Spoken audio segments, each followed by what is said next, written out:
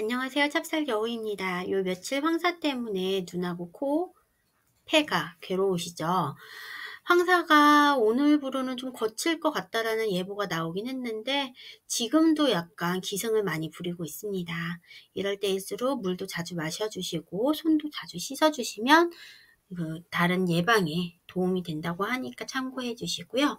오늘은 찹쌀여우가 어떤 뉴스를 읽어볼까 보다 보니 혹시 한 4개월 전쯤에 일어났던 대구판 돌려차기 사건 혹시 기억하시는지 모르겠어요.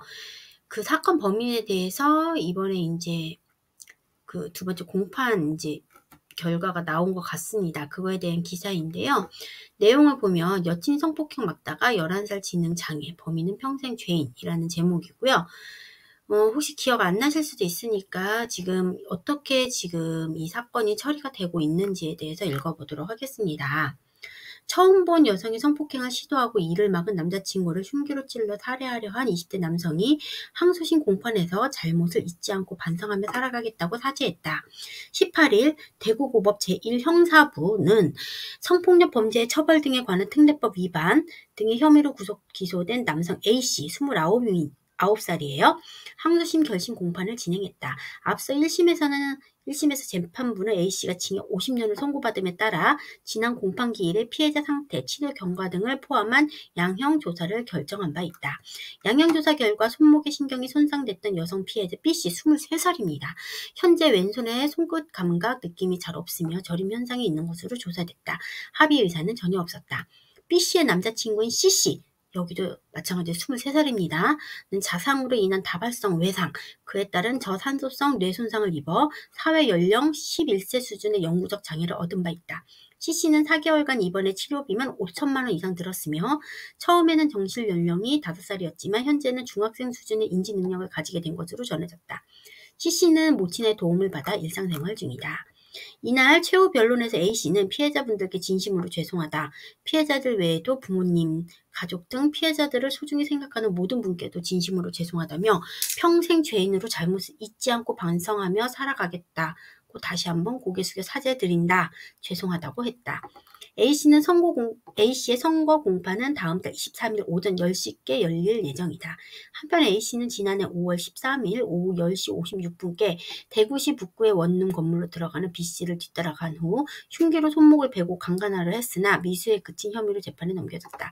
당시 A씨는 배달원 목장을 한 채로 범행 대상을 모색하다 우연히 B씨를 발견한 뒤 집까지 쫓아갔다. 해당 사건은 부산에서 발생한 살인 강간 미수 사건인 부산 돌려차기 사건과 흡사해 대구판 돌려차기로 불리기 시작했다.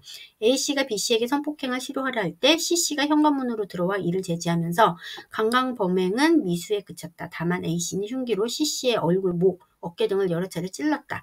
A씨의 범행으로 B씨의 왼쪽 손 동맥이 끊어졌고 신경도 큰 손상을 입었으며 신경이 회복되더라도 100% 돌아오는 것은 불가능하다는 진단을 받았다. C씨는 과다출혈로 인해 수차례 심정지가 발생했고 20시간이 넘는 수술을 받고 40여일 만에 가까스로 의식을 찾았지만 영구적인 장애를 입었다.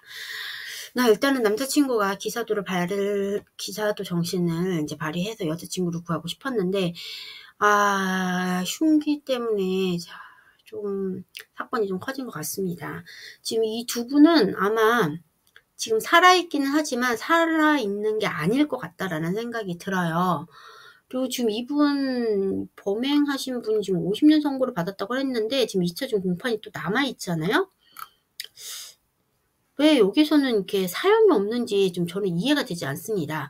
한편으로 사형을 하면 안 되는 이유가 억울한 사람을 방지하기 위해서다라는 말이 제가 좀 어디서 본 것 같은데 저는 이게 멍멍이 같은 소리라고 생각을 해요.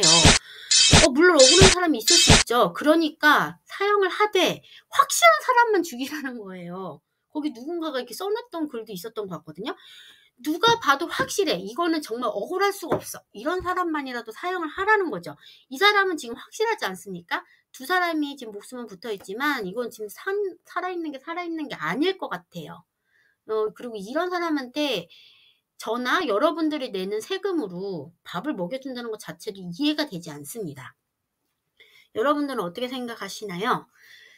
저는 이분이 50년이 아니라 그냥 조금 더 현명하게 생각을 해서 그냥 이 세상에 없는 게 나은 것 같아요.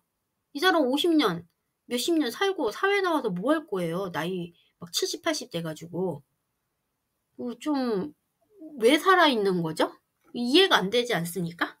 왜 교도소에서 왜 쓸데없이 사람 밥 먹여가면 운동시키고, 뭘 어떻게 하겠다는 건지, 다 늙어서 내보내서 뭘 어떻게 하겠다는 건지. 좀, 이런 데에서는 좀, 과감한 결단력이 필요한 것 같습니다. 오늘 황사도 있는데 제가 조금 가슴 아픈 사연 읽어봤고요. 지금 기사를 읽다 보니까 이 피해자들의 뒷모습을 예쁘게 찍어준 사진이 있어요. 이 친구가 찍어준 것 같은데 진짜 슬픕니다. 어떻게 해야 될지 모르겠어요. 이 입장이라면 저는 과연 어떻게 했을까 싶습니다. 여자분도 마찬가지인데 남자분도 참 이 피해자 가족이나 피해자분들에게 저도 이렇게 무슨 말을 해도 위로가 되진 않겠지만 그래도 어쨌든 하늘이 주신 생명이 끊어지지 않았기 때문에 나머지에 대해서 이제 할 수 있는 범위 내에서 최선을 다해서 살아주셨으면 감사하겠고요. 이 범인은 거기에 맞는 처벌을 강력하게 좀 받았으면 하고 바랍니다. 이런 일이 아예 이 세상에서 없어져서 이런 뉴스가 아예 없는 세상이 왔으면 좋겠네요. 제가 한번 열심히 기도해 볼게요. 여러분들도 기도해 주시고요. 삽살여우는 다시 돌아오도록 하겠습니다. 제가 재밌는 뉴스를 좀 찾아서 재미있게 즐겁게 읽어드려야 될 텐데 요즘에는 또 재밌는 게 잘 없네요.